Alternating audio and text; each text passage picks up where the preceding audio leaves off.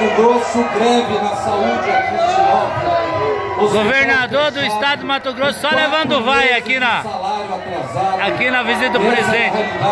Escuta aí. A maioria daqueles que estão presentes sabe que eu estou falando é uma verdade. Mato Grosso estava literalmente quebrado em janeiro de 2019.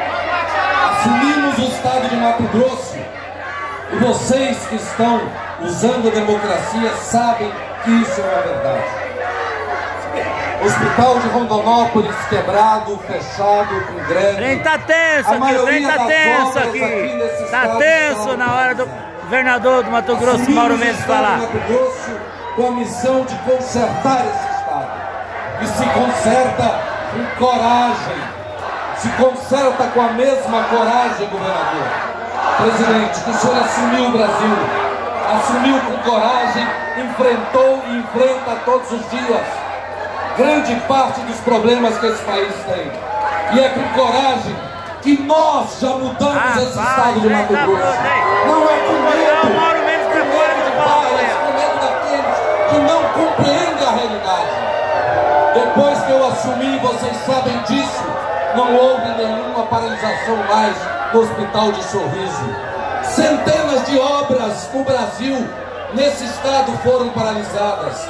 Ministro Tarcísio, hoje em Mato Grosso, nós temos mais de 1000 quilômetros de rodovias sendo asfaltadas.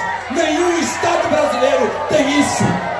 Nós retomamos grande parte das obras que estavam paralisadas.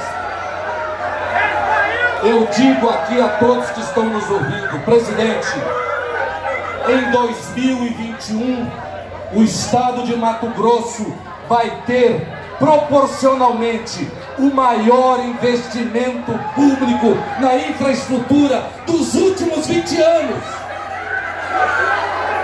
Isso, presidente, não é mérito meu, é mérito de Mato Grosso, dos seus produtores, da sua economia. Ainda bem que ele está falando que não é mérito dele. Povo que é trabalhador, que é honesto e que ajuda esse estado, que ajuda o Brasil. Nós teremos o ano que vem um programa de mais de 5.000 pontes. É o maior programa brasileiro de pontes. Não existe nenhum estado brasileiro que está fazendo isso. Legal o vídeo aqui em Sorriso, um novo hospital, em Sinop, um novo hospital. E se vocês não querem isso, nós tínhamos que ficar exatamente como nós estávamos.